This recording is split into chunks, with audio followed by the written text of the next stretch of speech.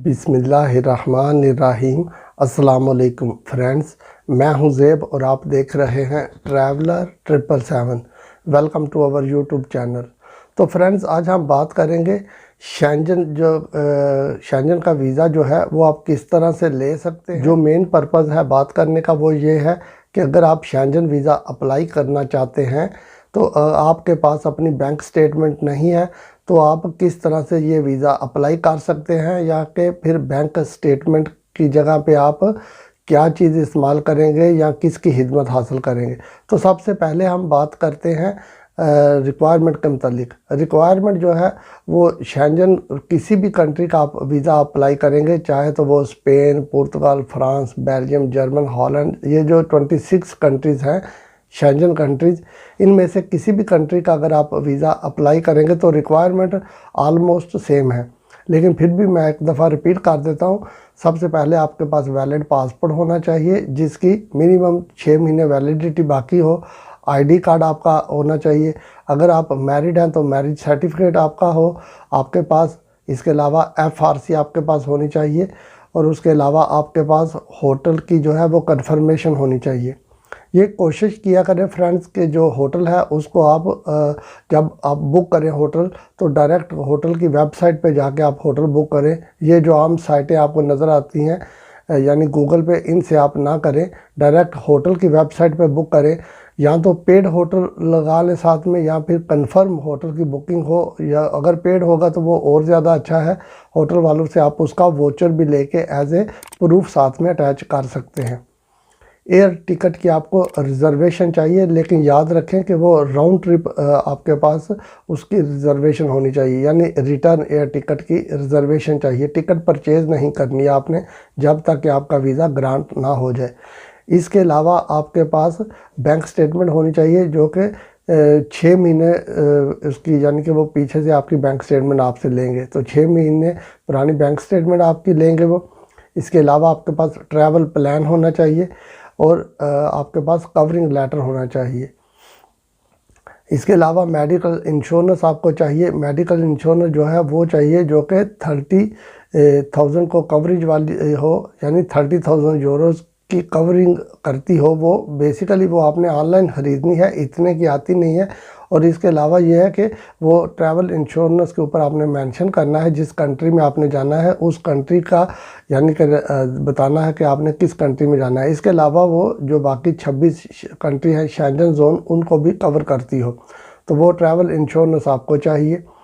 और इसके अलावा फ्रेंड्स, अगर आप कहीं जॉब करते हैं तो जॉब का कॉन्ट्रैक्ट आपके पास होना चाहिए, और पे स्लिप्स तो आपको मिल ही जाएंगी। जहाँ पे भी आप जॉब करते हैं वो आपको दे देते हैं। और जो आपकी बैंक स्टेटमेंट होगी उसमें आपकी सैलरी आनी चाहिए, और बैंक स्टेटमेंट से ही वो सैलरी जो है वो शो हो जाएगी। यहाँ पे फ्रेंड्स एक और बात ऐड करता चलूँ कि बैंक स्टेटमेंट आपने ऑनलाइन प्रिंट नहीं करनी, वो अपने बैंक से जाकर लेनी है, और साथ में मेंटेनेंस सर्टिफिकेट भी बैंक से लेना है। फ्री ऑफ कॉस्ट आपको मिल जाएंगे। उन दोनों के ऊपर बैंक की स्टैंप लगी होनी चाहिए। तो अगर आप बिज़नेस करते हैं तो बिज़नेस के लिए आपके पास चैम्बर ऑफ कॉमर्स का जो लेटर है वो आपके पास होना चाहिए। NTN नंबर और टैक्स रिटर्निंग आपके पास होनी चाहिए। ये चीज़ें हैं फ्रेंड्स। इनके अलावा एडिशनल डॉक्यूमेंट में अगर आप कुछ ऐड करना चाहते हैं तो आपके अगर कुछ करंट एसेट हैं अपने होमलैंड में, या आपकी प्रॉपर्टी है, या आपने रेंट आउट की हुई है, तो उस रेंट की मद में आपको जो पैसे मिल रहे हैं उनका प्रूफ आप साथ में लगा दें, तो ये आपकी टाई को और ज़्यादा स्ट्रांग जो है वो शो करते हैं। इससे वीज़ा मिलने के चांसेस आपके पास और ज़्यादा हो जाते हैं। अगर आपकी ट्रैवल हिस्ट्री है, 2-4 कंट्रीज़ का आपने विज़िट किया हुआ है, तो फिर आप जो है आप उन वीज़ा की कॉपी जो है वो भी साथ में ऐड कर दें।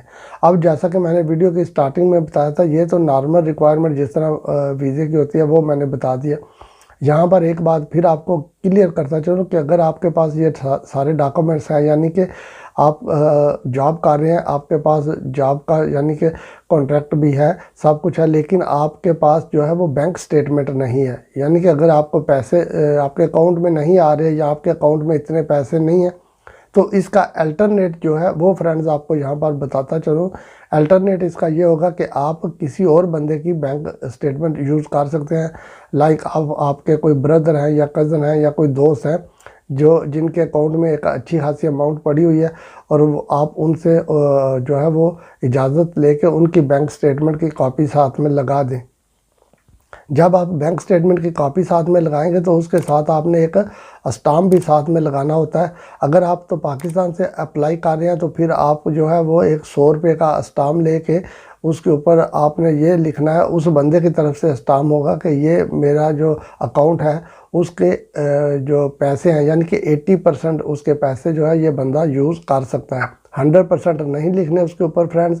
और अगर आप किसी और कंट्री से यानी अप्लाई कर रहे हैं तो उसकी एक डिक्लेरेशन बनवा लें, या फिर दूसरे कंट्री में भी या शायद स्टाम्प का कोई सिस्टम होगा तो वो आप एक पेपर लें, उसको फिर आपने नोटरी पब्लिक से वेरीफाई भी करवाना होता है। तो ये पेपर जो है उसके ऊपर स्टैंप लग जाती है तो वो एक वैलिड पेपर बन जाता है। तो इस तरह से, और जो लोग बिज़नेस करते हैं और उनकी अगर आपने बैंक स्टेटमेंट जो है वो आपने यूज़ करनी है तो वो अपने लेटर हेड पैड के ऊपर आपको बना के दें, साथ में स्टैंप लगा के दें। फिर भी उसके अलावा आपने नोटरी पब्लिक से वेरीफाई उसको करवाना होता है। तो ये तरीक़ाकार है। इसलिए फ्रेंड्स मैंने आपको स्टार्टिंग में बोला था कि बैंक स्टेटमेंट का इशू जो है वो इस तरह से सॉर्ट आउट हो जाता है, क्योंकि आप जब किसी और की बैंक स्टेटमेंट यूज़ करेंगे तो वो बंदा आपको जो एक डिक्लेरेशन या एक स्टाम्प दे देगा जिसके ऊपर उसने उस बंदे का आईडी कार्ड नंबर लिखा होना चाहिए, पूरा नाम उसका लिखा होना चाहिए, आईडी कार्ड नंबर, उसकी वल्दियत ये साथ में लिखा हो, और फिर ये है कि वो बंदा आपको ऑथोराइज़ करे। और जब स्टाम्प के नीचे जाके उसके सिग्नेचर भी चाहिए उस बंदे के जो आपको अलाउ कर रहा है कि आप उसके अकाउंट से 80% जो है अमाउंट यूज़ कर सकते हैं। यूज़ आपने नहीं करनी होती, ये उस बंदे को भी पता है, और ना ही कोई बंदा 80% आपको यूज़ करने देता है। लेकिन क्योंकि आपने एक लीगली रिक्वायरमेंट पूरी करनी है तो उसका एक यही सलूशन है। तो इसलिए फ्रेंड्स मैंने ये वीडियो बनाई, क्योंकि काफ़ी दोस्त जो थे वो पूछते भी हैं और मुझे कमेंट्स में भी लिखते हैं, वो कहते हैं कि हमारे पास जो है वो बैंक स्टेटमेंट नहीं है। तो बैंक स्टेटमेंट अगर नहीं है तो उसका सिर्फ यही सलूशन है जो मैंने आपको बताया है। आप इस तरह से करें कि आप किसी और बंदे की बैंक स्टेटमेंट जो है वो आप अटैच कर दें, तो इस तरह से जो है वो आप वीज़ा अप्लाई कर सकते हैं। फ्रेंड्स ये एक छोटी सी वीडियो बनाई है आपके लिए। अगर वीडियो अच्छी लगे तो चैनल को सब्सक्राइब कीजिएगा, वीडियो को लाइक और शेयर कीजिएगा। अपना बहुत सा ख्याल रखिएगा। फिर मिलेंगे किसी नई वीडियो में किसी नई अपडेट के साथ। तब तक टेक केयर, अल्लाह हाफिज़।